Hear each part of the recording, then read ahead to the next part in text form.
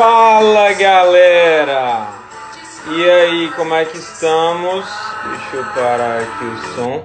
Tudo bem com vocês? Vocês me veem e me escutam bem? Aquela pergunta de praxe. Vocês me veem e me escutam bem, galera? Ai, tudo dominado? Hoje vamos falar de um tema muito. Na verdade, um tema muito chato quando acontece, né? Mas legal de se falar que de repente ajuda vocês aí a lidar com esse tipo de coisa. Nosso convidado da noite vai ser o Enzo Bassetti. Já já ele tá entrando. Tava dando uma olhada nas notícias aqui, que eu gosto de ver notícias. Eu não gosto de comentar muitas notícias, discutir, mas de ver, eu vi que parece que descobriram um medicamento lá nos Estados Unidos que, que tem um tratamento muito eficaz contra o Covid. Olha aí o Enzo, chegou. Gente, é água, viu? Apesar de ser o copo ser amarelo, ninguém saber o que tem dentro, isso é água, tá bom? Podia ser vodka, mas vodka não faz eu ter as faculdades boas, não. Viu? E aí, gente, vamos falar. Cadê o Enzo? Enzo, pede pra participar da live. Eu acho que ele falou por aqui. E a gente vai. Ah, sim! O Enzo vai entrar na live com. Não, a pinga vai. O resto da pinga vai ser Vai ser do show do Raça Negra, live do Raça Negra. Que faremos. Tomaremos o resto da pinga dele. Cadê o Enzo? Ah, não sabe, mas já tá certo. Pera aí que eu vou colocar a música que o Enzo vai entrar, tá? Tem uma música especial, pera aí.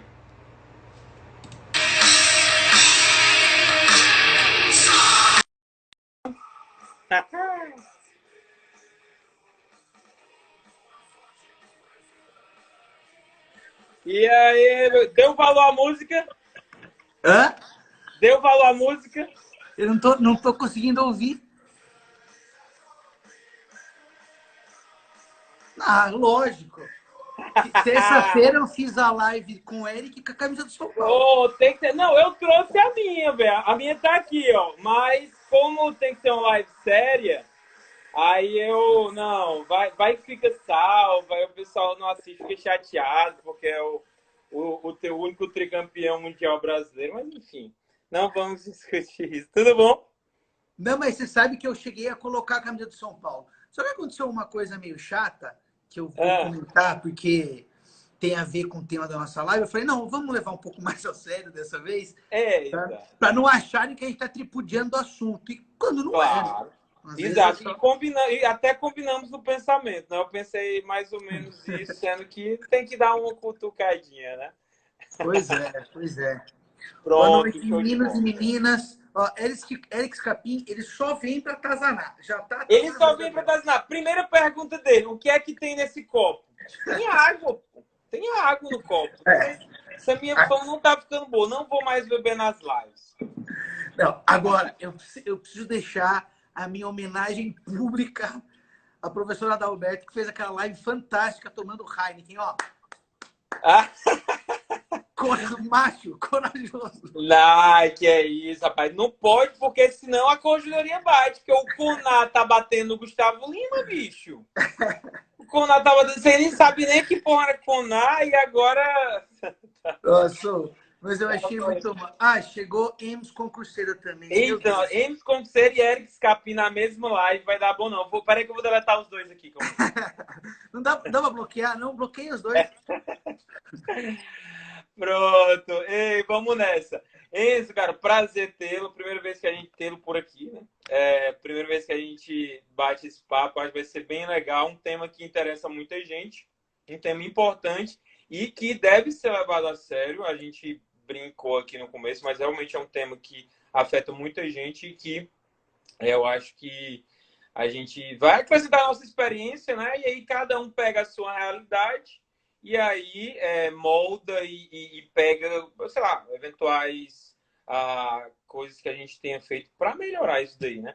Mas como eu começo sempre, começo com o meu parceiro se apresentando, eu me apresento para também os teus seguidores, e aí a gente começa, fiz um minúsculo roteiro aqui, mas acho que é só para a gente dar o start. Beleza? Beleza. Boa noite a todos. Obrigado, professor, pelo convite. Eu adoro falar sobre esse tema.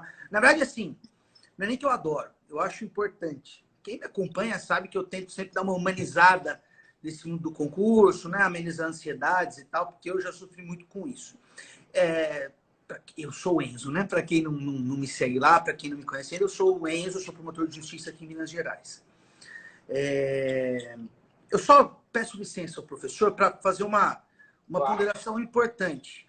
Esse tema é absolutamente relevante na vida toda, sobretudo no concurso público. Mas nós o trataremos de maneira profana. Leiga, exatamente. Iria falar isso também. Exato. Totalmente leiga. Não sou minimamente especialista, não sei se o professor Enzo mas não sou minimamente. A gente vai falar sobre a nossa experiência, gente. Não.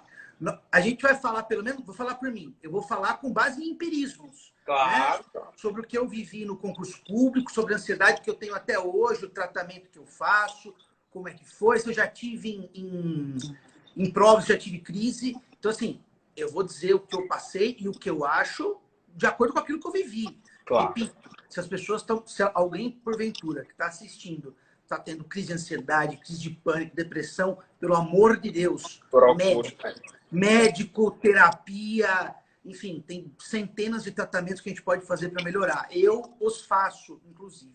Então, só repetir, eu e o professor trataremos do tema de maneira comum, cotidiana, com base em experiências. Tá? É isso, né, professor? Concordo plenamente. Para os seguidores do Enzo que não me conhecem, sou Adalberto, né? O professor sabe que, enfim, o pessoal acabou chamando, mas é Adalberto, sou procurador da República aqui no Ceará e eu concordo plenamente com isso. Eu não passei por isso enfim, isso não me torna nem melhor nem pior do que o Enzo. Talvez ele fale com mais propriedade sobre a parte concreta da coisa, né? Mas eu também, apesar de dar uns cutucados de vez em quando nos posts, como o de hoje, né? Que as pessoas manter demitidas, aí todo mundo começa a falar, mas atrapalha o estudo. Tem que dar os cutucados, mas muitas vezes também defendo parecido com o que o professor Enzo fala em relação a você não se cobrar tanto, a você descansar enquanto os outros acham que estudam. Já fiz posts nesse sentido. Então, eu acho que a gente tem um pensamento parecido com relação a isso e a gente vai tentar passar para vocês e que vocês tirem suas conclusões, porque o que a gente falar aqui vai ser absorvido por cada um de uma maneira. Eu gosto muito de falar que a maioria das discussões, não sei se você concorda, é algo muito... assim, normalmente quando eu falo isso, as pessoas pouco concordam.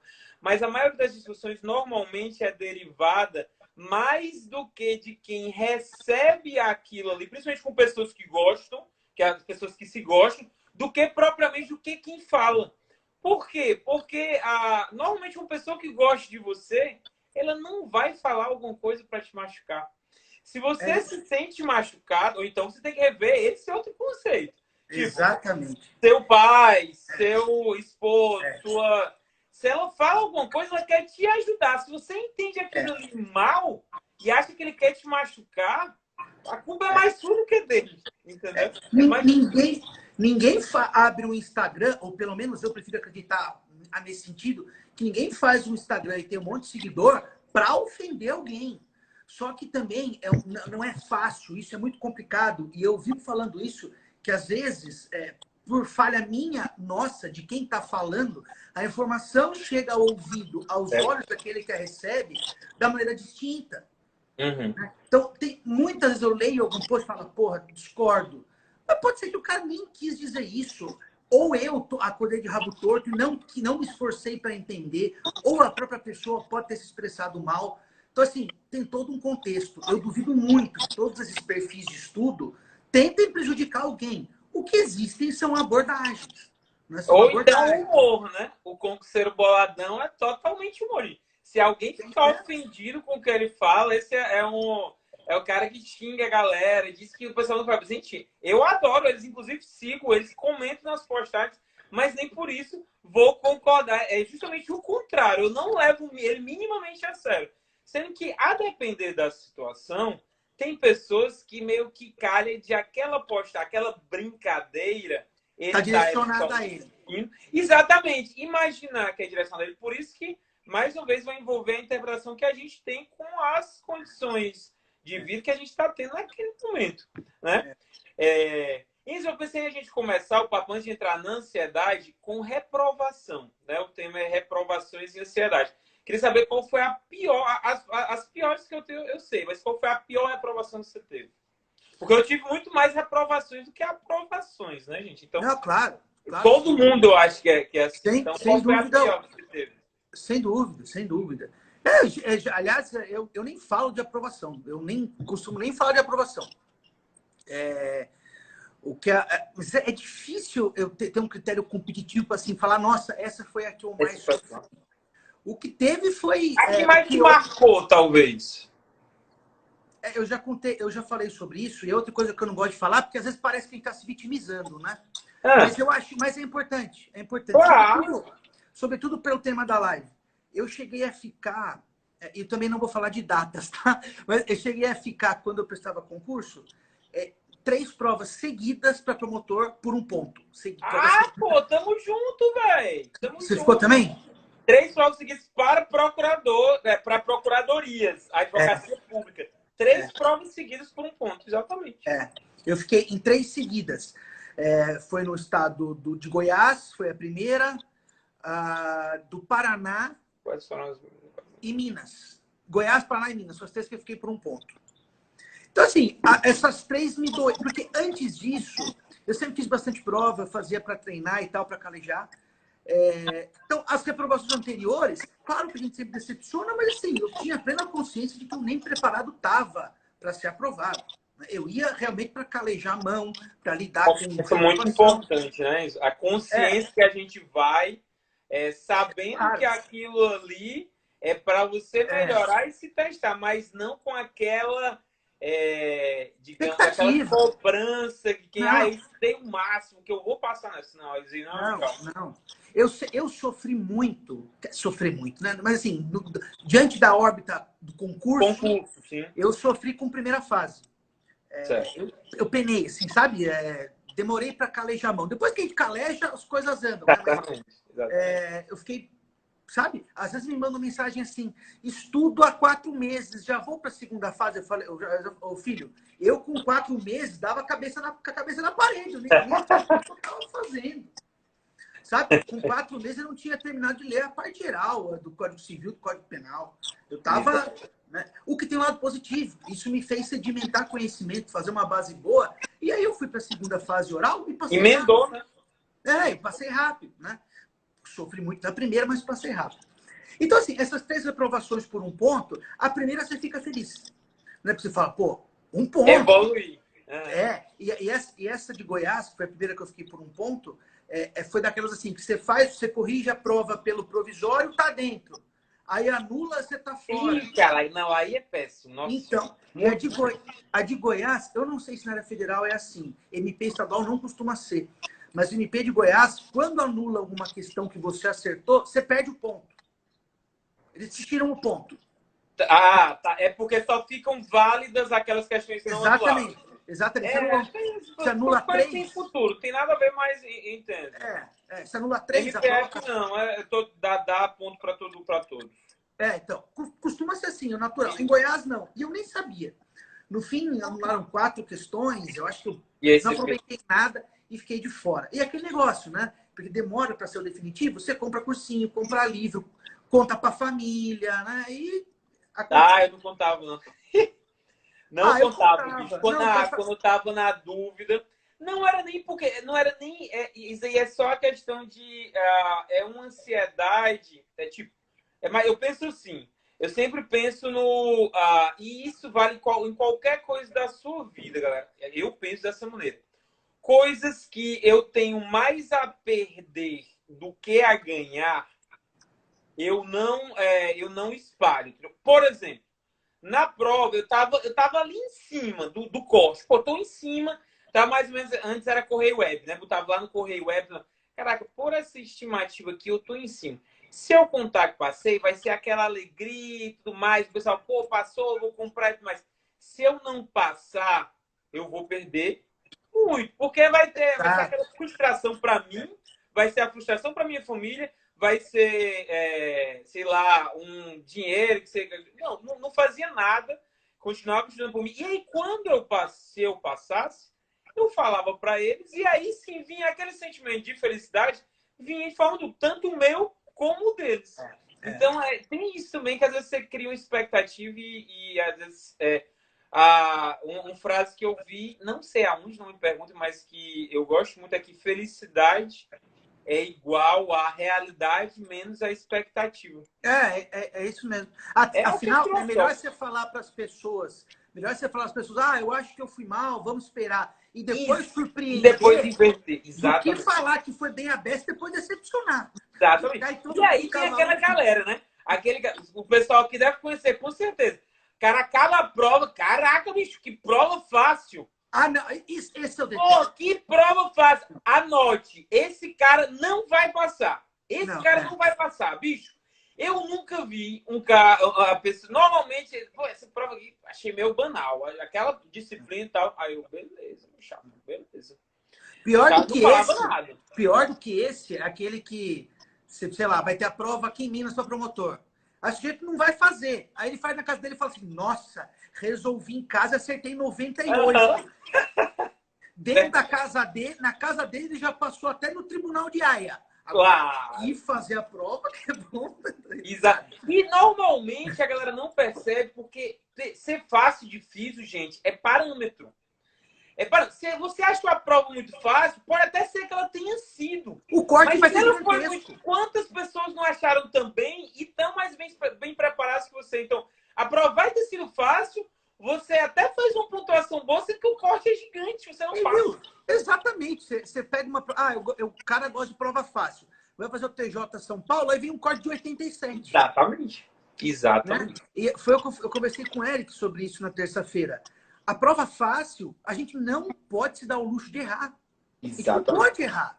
E, cara, eu detestava prova fácil, não sei você, eu detestava. Não, eu odiava. Até detestava, porque eu errava com besteira, sempre. Não, sempre errava besteira. Eu também. Eu sou o rei de passar errado pro gabarito. Eu era o rei. Assim, e a prova fácil, deixa o corte muito alto, você não pode errar. Nivela por baixo, né? E outra, nivela, né? O cara que tá estudando. Nivela por baixo, né? Se cai uma prova, se tem uma prova só de lei seca, por exemplo, e informativo recente, o sujeito que estuda há 1 ano vai ter a mesma capacidade de passar que o cara está estudando há 10. Exatamente. Gente, isso daí acontece, que o Enzo está falando, muito em concurso. Eu até postei alguma vez sobre isso, sobre concurso de tiro curto. Que são esses concursos com editais muito pequenos, e aí que a pessoa consegue ver o edital, repete tudo mais. O cara que cai de paraquedas naquele estudo ali, se ele tiver uma estratégia razoável, ele vai concorrer de igual para igual com um cara que estuda há 3, 4 anos. Porque o edital é muito curto, ele vai usar muito memória de curto prazo, entendeu? E aí a mesma lance da prova que é de carreira jurídica, mas que vem muito boba.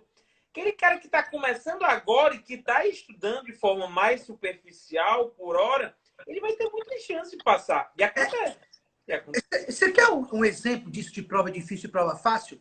No ano que foi o meu melhor ano de concurso, que foi quando eu passei, né, alguma coisa e tal, eu fiz prova para escrevente lá em São Paulo e não passei. Eu passei para promotor de justiça e não passei para escrevente. Mas eu acho que há outras nuances aí também. Não, sim, provas distintas, matérias diferentes. Tem gente focada só naquele tipo de prova. Mas, assim, primeiro, não existe mais concurso fácil. Verdade. Até porque, é o que a gente falou. Primeiro, porque a concorrência é gigantesca. Segundo, porque se a prova é fácil, o corte é muito alto, você não pode errar. Né? Verdade. As provas têm características. Se eu fosse fazer uma fase oral, por exemplo, de defensoria, eu acho que eu não passaria. Verdade. Eu até ia saber o conteúdo, eventualmente. Mas eu ia Porque a chegar com o pé no mentalidade do peito. MP é pau no réu. Pau no réu. Então, eu ia chegar com o pé no peito e ia tirar um reverencioso 2 na prova. Então, É.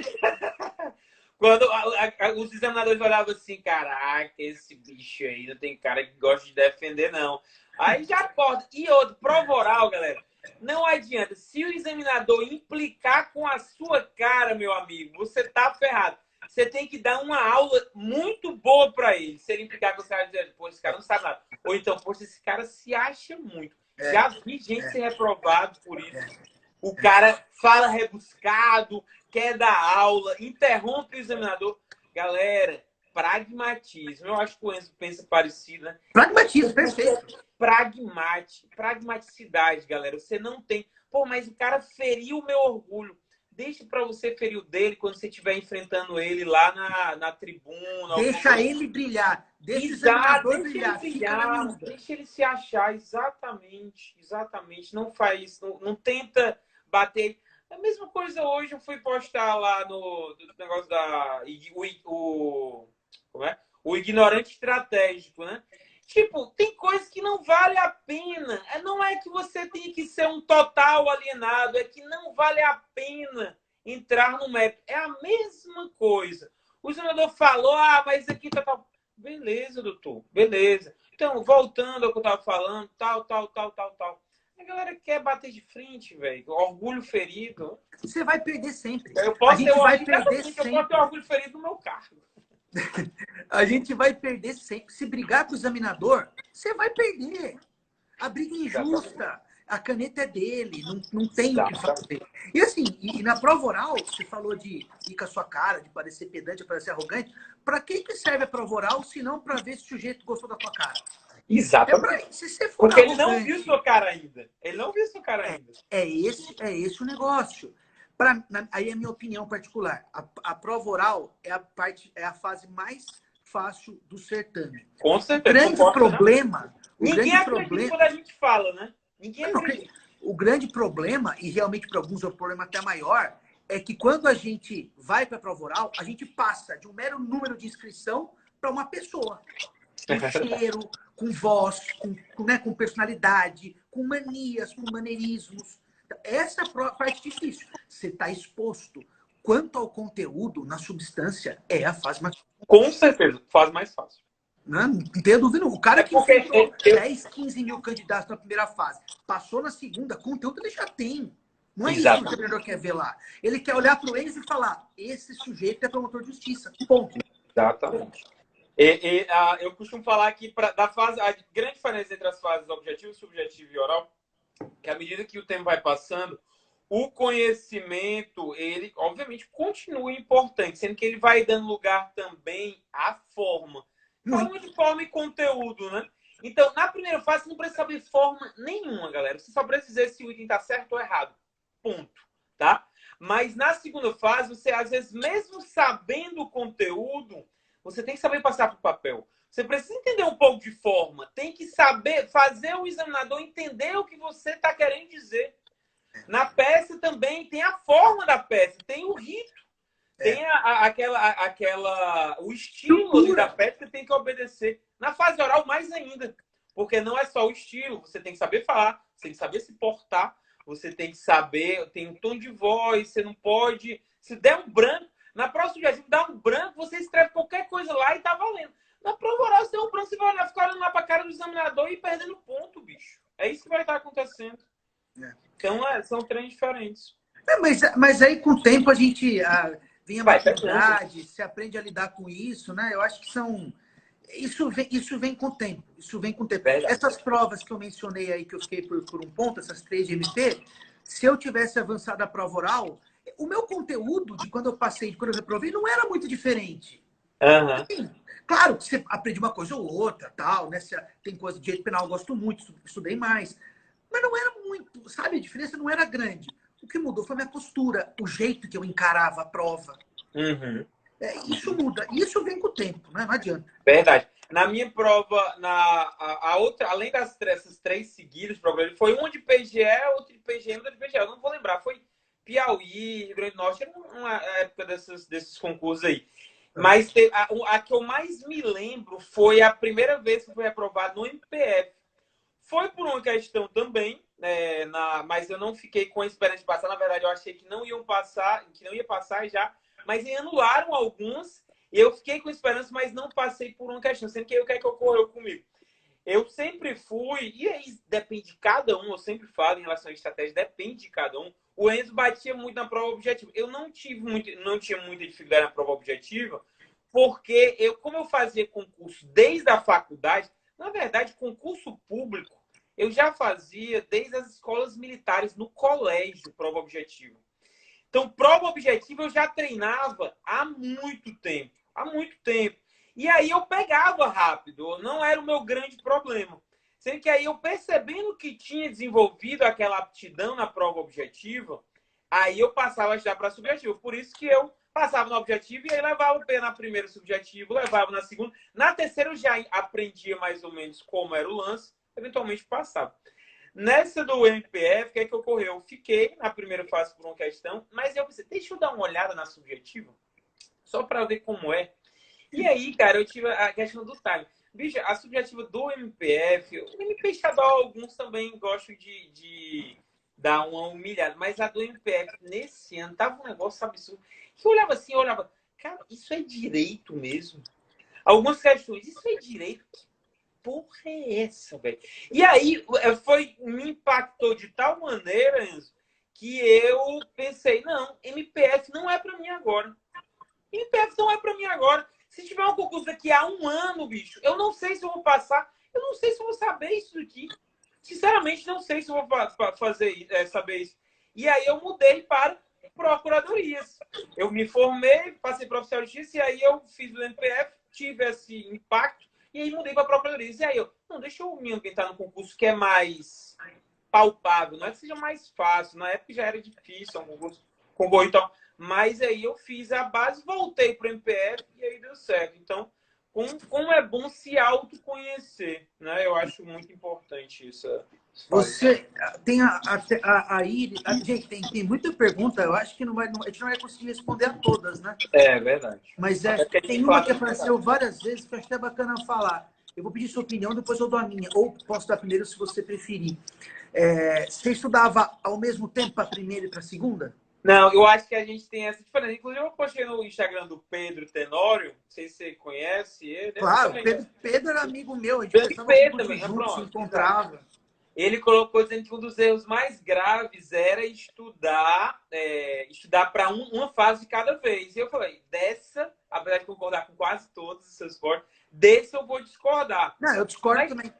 O que acontece? Na minha concepção, e gente, eu respeito completamente, eu entendi o que ele quis dizer no post, eu só discordei exatamente de considerar que é um erro. Porque eu não acho que, por exemplo, se a pessoa queira começar estudando doutrina pesada, seja um erro sempre. Vai ser um erro dependendo do time. Por exemplo, se ele começar a estudar doutrina na faculdade, não sei se foi o teu caso, eu não vejo problema algum pegar um manual e ler na faculdade. Por quê? Porque se o cara quer ser MP, ele quer ser juiz, ele vai estar apto ali a fazer uma prova, a se inscrever definitivamente, né? Dali a 5, 6 anos. Tem que acabar a faculdade, mais 3 anos, então ele tem um tempo para desenvolver a base dele.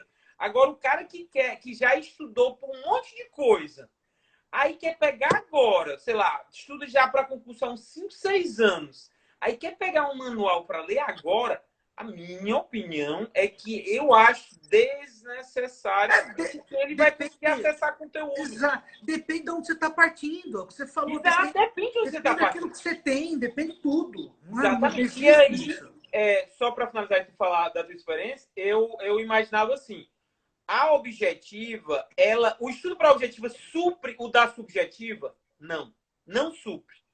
Mas quando você pegar a mão na objetiva, é pegar a mão, bicho. É acertar a mão. Quando você acertar a mão, você vai encaçapar uma aprovação atrás da outra. E isso acontece com todo mundo, gente. Todo mundo.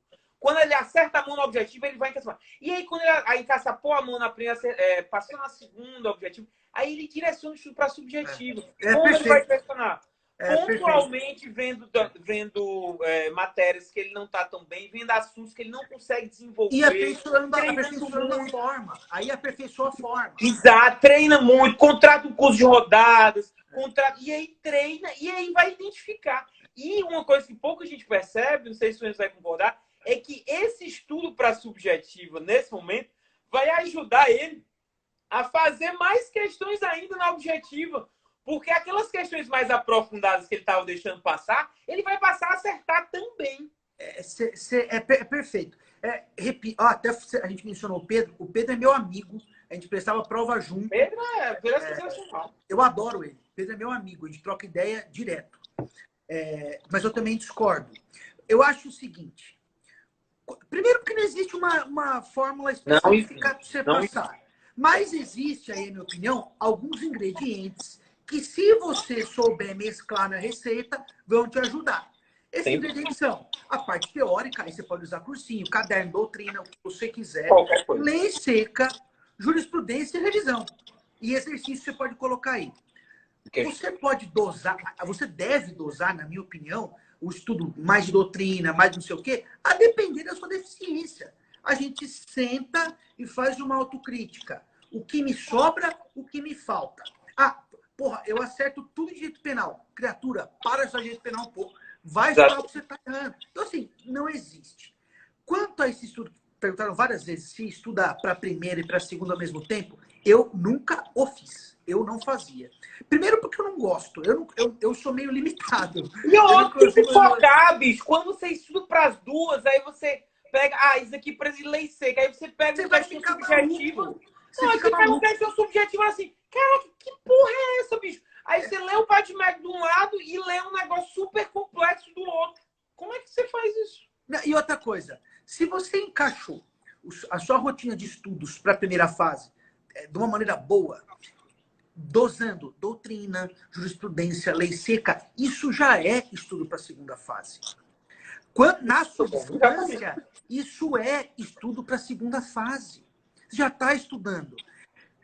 Então, se você faz um bom estudo, bem separadinho e balanceado, quando você vai para a segunda e para a fase oral, você tem que fazer o quê? Treinar a forma. O conteúdo já está na caixola. Cara, pensamos exatamente a mesma coisa. Exatamente. É exatamente assim que eu penso.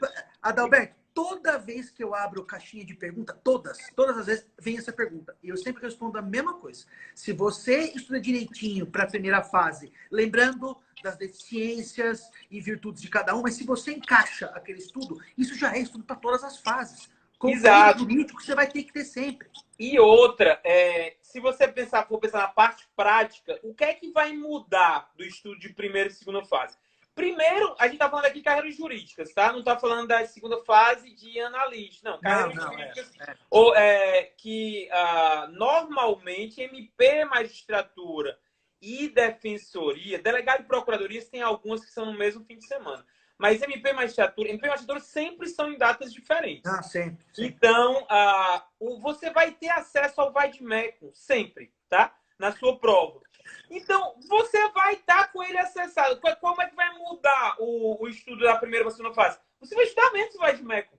E agora, para você estudar menos o Vademecum, você concorda comigo, o Enzo talvez, acho que vai concordar também, que você precisa conhecer ele muito bem, porque lá na prova você vai precisar saber onde estão as coisas nele.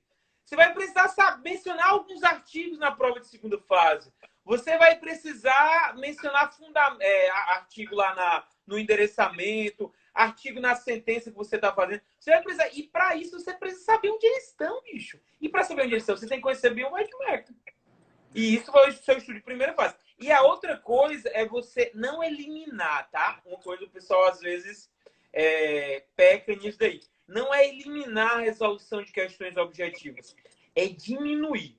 Porque se você elimina, você pode ser que fragilize uma posterior primeira fase que você venha a fazer. Você fragilize, porque você perde a mão. A mão que você tinha adquirido porque estava fazendo muita prova, você acaba perdendo porque estava só estudando para a segunda fase. Então, bote ali dois horários por semana para ficar treinando as questões objetivas, mas eu acho que é basicamente essa a diferença. E o resto, muito treinamento, muito preocupação com foco. Não é só saber o conteúdo, Você tem que saber passar para o papel. Estão perguntando... Perfeito, concordo perfeitamente. Estão perguntando aí para falar da ansiedade logo. Se acabar o tempo aqui e o professor topar, eu abro de novo e falo mais. Bora aí. O pessoal está ansioso para falar da ansiedade. Não tem problema. Eu tinha que fazer esse trocadilho, mas não estou tirando onda, galera. Vai. O Pimentel, Alisson, Enzo, que palhaçada é essa de não ter helicóptero no dia da foto? Não, não é isso. Né? Eu falei com o Eric Scapim que às vezes as pessoas glamorizam tanto alguns cargos, né, que pode passar, que um tio meu me perguntou, vocês vão ter, um tio que eu amo, inclusive, amo demais ele. E minha prima, filha dele, estava aqui que eu vi. Ele falou, nossa, vocês têm helicóptero para usar? Sabe? Então as pessoas têm uma...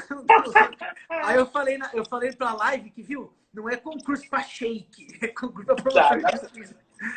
O carro que a gente tem o funcional lá no MPF é uma L200 2005 a gasolina, viu? Nossa. A gasolina, L200 a gasolina. Então, vocês tracem aí para correr os sertões lá, entregar as notificações.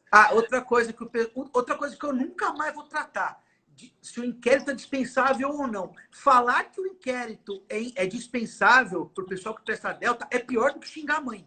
Eu fiz o post lá. Foi essa treta? Eu fiz o post, fui super gentil. O professor Henrique Hoffman, o Hoffman, que eu citei, conversou comigo, achou legal pra caramba. A gente me xingando, o inquérito é indispensável, é indispensável. Calma, meninos. Calma. Tem corrente para todo mundo. Alguns esclarecimentos. Vamos falar de ansiedade um pouquinho, não? Oi? Bora. Fala aí. Comece aí eu vou complementar. Eu acho que se tem mais propriedade, eu vou citar algumas coisas que eu acho pertinentes, mas acho que você tem... Até por você ter passado por isso, acho que tem mais propriedade para falar. Tá. Só o que eu comentei no comecinho da live que eu ia falar, hoje eram logo antes de começar aqui, acho que eram umas 19h30, 8 horas, uma amiga minha, a professora Lilian, lá do Supremo, Lilian Souza, ela mandou uma mensagem para mim, falou, não, estou super preocupada, não sei o que fazer. Ela recebeu uma mensagem de uma aluna que foi desabafar com ela, conversar com ela. Ela, gentilmente, conversando com a menina, a moça disse que ontem tentou se matar. E o que eu estou falando é seríssimo. Justamente por isso que eu falei, não vou camiseta de São Paulo, vamos falar... A professora Lilian tá aí. Ela tá aí? Tá aí mesmo. Ela já vai atazanar também. Mas, enfim, ela mesma, professora Lilian, um beijão para você. E ela falou que a moça foi conversar com ela, desabafar, e disse que ontem tentou contra a própria vida. Eu não sei exatamente o que aconteceu, né? Eu nem fui indelicado de perguntar para a professora. Acho que nem ela sabe. A questão é a seguinte. E a moça presta concurso, dessa órbita de concurso público e tal. Tem muita gente adoecendo. Para começar, esses problemas psíquicos acontecem em todo lugar, toda hora, né? Mas no mundo do concurso, que é o que nos importa aqui, pelo menos porque é onde a gente tem algum know-how, isso é assim, a incidência é gigantesca. Eu só fui saber que era tão grande assim quando eu comecei a ter. Vocês me permitam de ser um pouco prolixo. Professor, se quiser me interromper, pode interromper. Mas é que eu quero... Vontade. A palavra é sua. Não precisa se preocupar comigo. Eu quero contextualizar só. Claro. Antes de falar das crises e tal, quero falar que ansiedade é um sentimento. Na substância, ansiedade é antecipação de um acontecimento. É a pressa pelo futuro, né? É a antecipação do futuro, seja ele próximo, seja ele remoto. Portanto, numa ou noutra medida, todo mundo é ansioso. Todos. Numa ou noutra medida. Eu tenho percebido, e eu converso, quem conversa comigo direto sabe, o tanto que eu falo sobre isso com eles, no privado e tal. As pessoas estão banalizando um pouco também a ansiedade. Né? Tudo vira problema da ansiedade. Não é assim. Né? Repito, a ansiedade é um sentimento. Todo mundo tem. Todo mundo administra numa ou outra perspectiva, numa outra proporção, a ansiedade. Afinal, ela é a antecipação de um futuro. É a antecipação de um evento, ponto. Né? O que eu acho importante tratar aqui é daquela ansiedade que, quando vem, ela deixa de ser algo apenas psíquico para mexer com o seu próprio corpo. E aí afetar o seu desempenho e te fazer adoecer. Né? Repito, mais uma vez, já que a gente falou um bom tempo antes de entrar na ansiedade, que a gente vai tratar disso de maneira profana, leiga, com base em experiências. Né? Eu sou promotor, professor também da área jurídica, a gente não é psicólogo, a gente não é psiquiatra, a gente não é médico, não é nada. A gente vai falar de... Não é coach. Não é coach, tá? Exato. Não é coach, não somos coach. Então, assim, eu quero tratar da ansiedade no sentido de crise, no sentido de pânico, aquela que te afeta o corpo. Aquela que, quando vem, transborda a seara psíquica e afeta até a sua coordenação. Aquela que dá taquicardia, que derruba a sua pressão, que às vezes te faz desmaiar, te faz perder a fome, te faz ter fome demais, te faz baixar rendimento no estudo, no trabalho, na sua vida. É dessa ansiedade que a gente quer tratar. Né? Que pelo menos eu acho que seja a relevante para a gente tratar. Outra coisa importante, a fim de contextualização ainda. Ansiedade, e aí eu só estou parafraseando aquilo que, quando eu passo por psiquiatra, eles me dizem. A gente não necessita, para ter uma crise, de um gatilho específico. Não precisa acontecer uma coisa específica. Vou fazer um júri importante e vou ter uma crise de ansiedade. Não. Muito pelo contrário. No meu caso, nesses momentos de pressão, nada acontece. Né? Não necessita, portanto, de um gatilho específico. Há microgatilhos, né, que você vai somatizando e uma hora te faz transbordar. Né? E vem uma crise. Mas não há necessariamente um gatilho específico. Por que eu digo isso? Porque durante a minha preparação, eu tive momentos muito piores do que quando eu comecei a ter a crise. Problemas pessoais, reprovação, insegurança, aquele sentimento de que a vida de todo mundo está evoluindo, menos a nossa. Sentimentos com os quais o concurseiro lida diariamente. Né? Quando chegou 2018, que foi uma época em que eu comecei, e aí eu vou parafrasear a professora Adalberto, que eu comecei a calejar a mão, aquela fase, aquela etapa que você começa a pôr bem pra caramba, foi aí que começou a vir da crise. Eu estava estudando processo penal em casa, a primeira vez que me deu uma crise de pânico, e do nada eu comecei a passar mal. Meu coração começou a disparar, e quando eu digo disparar, eu via pela camisa a frequência cardíaca, dá para ver. Né? Minha pressão caiu, a visão escureceu, eu falei, meu Deus, eu tô tendo um infarto, tô tendo um AVC, tô tendo alguma coisa. Liguei pro meu pai, né? Eu falei, não quero dirigir até o hospital. Ele veio me buscar e eu falei, não, pode deixar que eu vou. Porque às vezes a crise também é rápida, né? Eu falei, pode deixar que eu vou. E eu não sabia o que estava acontecendo também. Do caminho da minha casa até o hospital, isso significa mais ou menos 10 minutos, eu fui tendo crise achando que estava morrendo. Porque essa é a sensação. Quem está assistindo aqui, tem um monte de gente assistindo, que já teve, sabe que a sensação é de morte. Né? É importante só também um pouquinho você mostrar isso para a gente reforçar que tem muita gente que fala, que diz, estou ansioso, estou com problemas de ansiedade, e não é, galera. Ou então, você, para ter a certeza disso, você precisa ir num médico e ver, como o Enzo falou aí, tem micro gatilhos, né? Então, cuidado, porque muitas vezes é você culpabilizar, você arrumar um culpado para algo que está acontecendo na sua vida, e às vezes não tem culpado algum, galera. Não tem culpado algum. Parem de tentar culpabilizar ou explicar tudo. É apenas a vida que segue, que a gente, às vezes, não está no nosso tempo, entendeu? Já aconteceu aquilo. Não é porque você ficou ansioso, não é porque você é burro, não é por nada. É só porque ainda não era o momento. Sendo que aí, por ansiedade estar na moda, né? Isso. Aí acabam banalizando. E para vocês verem como é algo sério que o Enzo falou aí. Quem entrou agora na live, volta, depois que fechar, que vai ficar salva no perfil do professor, volta um pouquinho e veja essa contextualização que eu fiz. O assunto é extremamente relevante. Repito, eu trato até hoje com antidepressivo, mas tão grave quanto negligenciar a ansiedade é banalizá-la. Não dá para colocar... A mesma coisa da depressão, né? Exato. Não dá para colocar tudo na conta da ansiedade. Porque, repito, ansiedade é um sentimento com o qual todo mundo lida todos os dias, numa ou noutra medida. Ponto. Não é essa ansiedade que vai te fazer reprovar no concurso ou que vai te fazer adoecer, não é. É a crise. Eu vi aqui gente falando, ó, cheguei no hospital achando que estava infartando, hoje está bem controlado, dor no peito, arritmia, né, taquicardia, tudo isso eu tinha também. Tudo isso eu tinha também. Então, assim, não dá para banalizar. O assunto é grave, mas não dá para banalizar. Enfim, posso prosseguir? Claro, por favor. Vamos, né, tocar para frente. Então, eu estava dizendo que não precisa de gatilho específico. Justamente na melhor fase minha em concurso público, minha vida pessoal estava bem, eu estava feliz, o estudo rendendo, depois de um monte de paulada na cabeça, eu comecei a ter crise. Fui ao hospital e tal, e eu tive umas 2 ou 3 vezes sem saber o que era. Aí a minha na época namorada, hoje a minha esposa, ela é psicóloga, ela falou assim, ó, Enzo, eu acho que você está desenvolvendo uma síndrome do pânico.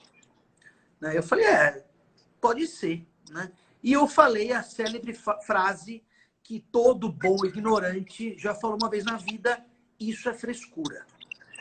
O que é a maior bobagem do mundo. E quem diz isso não se ofenda, porque eu estou dizendo, eu falei isso, eu falava isso. Né? Eu passei a respeitar quando tive a crise. E aí eu fui atrás de psicólogo, psiquiatra, e vi que realmente era isso. Né? E comecei a tratar. O grande problema é que em 15, 20 dias, eu ia até a segunda fase da MP Minas. O antidepressivo, só para deixar claro, depressão e crise de pânico são coisas distintas. Mas o tratamento medicamentoso também é feito por antidepressivo.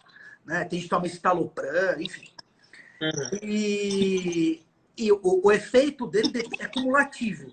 Né? Não é assim, você toma melhorou. Não é um calmante, não. Você vai tomando, seu corpo vai absorvendo, você vai melhorando. Em 15 dias, não era tempo suficiente para eu estabilizar. Né? Eu falei, meu Deus, fudeu. Desculpem o palavrão. Meu Deus, ferrou.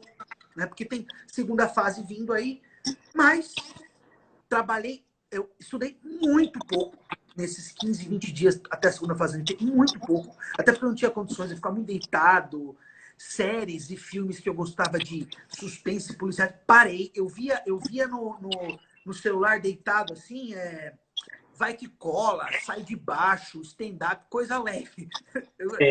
Coisa que eu não costumo gostar, mas que estava me fazendo bem naquela época. No dia da prova da MP, eu sempre era um dos primeiros a chegar na prova. Eu era daqueles que, se a prova é às 8, abriu às 7, a porta às 7 eu estava lá. Eu era o primeiro a entrar, sempre. Eu cheguei, ajeitei minhas coisinhas, porque segunda fase, né, o vademecum e tal, aquele negócio. Claro. E estava super bem. Aí entra de novo o lance do gatilho. Eu estava muito bem, tranquilo, aberto, sabe? Sentado, respirando, meditando, tomando uma aguinha e tal. Porque eu entrei muito cedo na sala e aquilo começou a me remoer, sabe? Você começa a pensar um monte de coisa, chegou aquela fase de fiscalização de material, sabe? Vamos ver o vademecum, se tem cola, se tem alguma lei, algum ato, súmula que você não possa usar. E eu comecei a ter uma crise. Né? Eu tinha um sintoma engraçado. Quando eu tinha crise, eu não conseguia levantar a cabeça, eu ficava abaixado assim, eu não conseguia olhar para cima. E comecei a ter. A prova foi entregue, eu tendo crise, fiz do jeito que dá. Para quem não sabe como funciona a prova da segunda fase da MP Minas, são 4 provas, 4 grupos temáticos. Sábado de manhã, sábado à tarde, domingo de manhã, domingo à tarde. Isso foi no primeiro grupo do sábado de manhã, que era constitucional administrativo. E tive essa crise lá, né? Falei, vamos que vamos. Como entregou a prova, eu foquei na prova e meio que baixou a poeira, mas eu não estava bem. Tinha 2 horas, 2 horas e meia de intervalo para o almoço para voltar a fazer a segunda. Eu fui para o hotel, não fui almoçar com meus amigos, pessoal, fui para o hotel, tomei um remédio tarja preta. Sob prescrição médica, o psiquiatra falou, se você tiver uma crise, você toma. Por favor, né? Bom reforçar, né? Essa questão de remédio. Assim, a gente tá falando de ansiedade, mas tem a famosíssima Ritalina, tá? Sempre com orientação médica. Teve uma moça, só fazer um parênteses bem rápido. Claro, por favor. Logo no começo, eu comecei a orientar para concurso, chegou uma moça e aí ela falou, Roberto, é o seguinte, eu queria estudar e tudo mais, mas eu tô tomando Ritalina. Aí, olha, vai procurar um médico, porque eu não vou te orientar sem você estar sob orientação médica. Não vou, apenas não vou. Ela não era aqui de Fortaleza, era de outro estado. E aí ela foi, tá aqui, mandou o atestado para mim, mandou o atestado não, né? O que ela tinha que tomar a Ritalina. E aí, cara, aí ela foi fazer o desmame, eu acho que 2 meses depois, um negócio assim. Foi muito pouco tempo que ela passou. E ela teve uma crise enorme e saiu da consultoria. Saiu porque não aguentou o desmame. Então, para você ver, ela provavelmente, um super leigo falando aqui, esse problema que ela teve foi em decorrência do tempo que ela tomou. Passou um tempão tomando sem prescrição, aí entrou... Sem prescrição e sem precisar. E sem precisar, exato. Quando foi tentar o desmame, deu esse problema. Então, cuidado, galera. Sempre com a orientação médica. A gente não está sendo aqui muito... Sei nem a palavra. Muito politicamente correto, não. Não, acho que não. Tem que ser assim. Porque tem que ser assim mesmo. Entendeu? Não é, quem me conhece sabe, eu não gosto de politicamente correto, mas o negócio é o seguinte: esses remédios são fortíssimos. Se você toma sem dependência, bicho, se você toma sem prescrição, e principalmente sem precisar, seu corpo vai reagir. O seu corpo vai reagir, não tenha dúvida. Mesmo quando eu tinha as crises, eu tomei pouquíssimas vezes calmante. Pouquíssimas vezes. Nesse dia da prova, eu tive que tomar. Inclusive, era a orientação do médico. Se tiver crise na prova, tome, porque senão você nem vai conseguir fazer a prova. Mas assim, quando eu tinha crise, geralmente eu parava para respirar, ia caminhar, conversava, sabe? Eu não tomava. Então assim, mesmo precisando e mesmo sob prescrição médica, eu deixava de tomar. Então, Ritalina, não caiam nessa de que vocês vão virar limitless. Sabe? Vocês viram aquele filme? Com exato. Parece aquele filme, né? Não cai. Para, ó, vou ficar bravo. Pelo amor de Nossa Senhora. Não seja ignorante nesse sentido. Ritalina não é isso. Tá? E outra, falando aqui, ó. As pessoas não percebem, né? Mas o efeito, galera, ele vai dar lá na frente. Ele não vai dar, talvez naquele momento, mas eu só preciso de agora. Bicho, tá lidando com o teu corpo, que vai te acompanhar a vida toda. Imagina se tu cria uma síndrome do pânico para depois tirar. Você tá lá, empregado, com o seu genoma ótimo, com síndrome do pânico. E aí? Como é que vai te ajudar? O teu emprego não vai te fazer sair disso, não. E crise de pânico é para sempre, viu, meninos e meninas? Exato. Você estabiliza, você trata, você aprende a lidar, mas você fica sempre ligeiro com ela. E tocando, né? Fiz a segunda fase. Por incrível que pareça, o grupo que eu fiz sob efeito da crise foi o meu melhor grupo. Fui iluminado, graças a Deus deu certo. Só que eu fui pro quarto, durante esse intervalo que tinha para a segunda fase, tomei o remédio, tomei esse remédio e fiz a segunda prova, que era justamente penal, processo penal, que são as matérias que eu mais gosto, sob efeito tarja preta, grog. E aí é grog mesmo. Né? Exato. Mas assim, eu tomei, dormi tipo 1 hora e consegui fazer os trancos e barrancos. Deu tudo certo. Depois disso, fiz as provas, né? O resultado saiu depois de um bom tempo, né? Nem sabia se tinha passado ou não.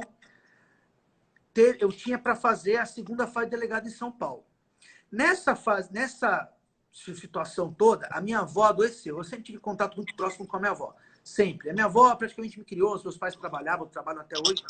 Minha avó me criava. Minha avó adoeceu, teve uma série de problemas, ficou internada, eu ficava muito com ela na UTI, estudava na UTI. Isso também ajudou a somatizar. São os microgatilhos que eu estou falando para ter as crises. E ela, infelizmente, adoeceu na madrugada do domingo, em que seria a segunda fase delegada em São Paulo.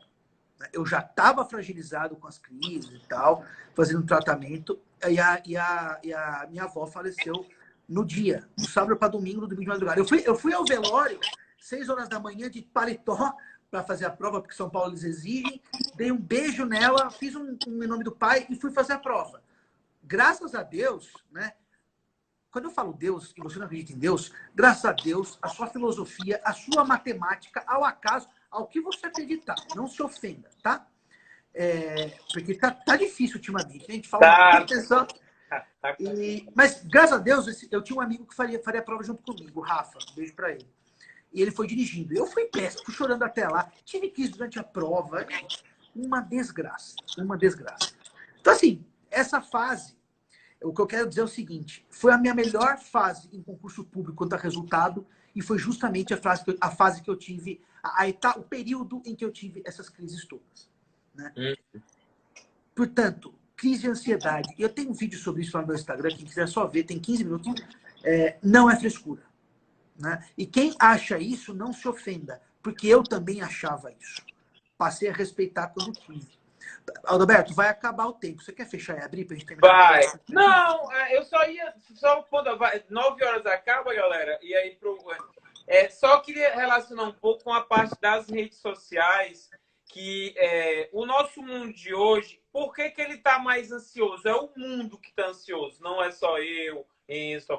Todo mundo está mais ansioso. Por quê? Concurseiro não monopoliza o sofrimento do mundo. A gente tem mania como concurseiro de achar que só a gente sofre. Né? Exatamente. A gente tem muita informação. Por ter muita informação no mundo. Então, o mundo é mais acelerado. Tudo está mais acelerado. Toda a nossa vida está mais acelerada. Consequentemente, a gente falou no começo, né? A ansiedade ela é uma pressa pelo futuro. Então, se você está mais acelerado, ela tem a se desenvolver mais ainda. Porque você acha, não, vai chegar rápido. É só eu descobrir uma fórmula mágica aqui e ele vai dar certo, porque eu vou conseguir acelerar totalmente e vai chegar no futuro que eu quero para mim. Então, não é assim. Muito cuidado, tenha seu tempo, se conheça. Se conheça. A dica eu vou dar no final, e eu já bato muito nessa tecla, se conheça. Se conheça o máximo possível. Isso vai te ajudar em qualquer aspecto da sua vida, inclusive nos concursos. Tá? Perfeito. Pode falar, se despedindo. É isso. Gente, só reforçando, teve muita pergunta, muita gente participou, muito legal.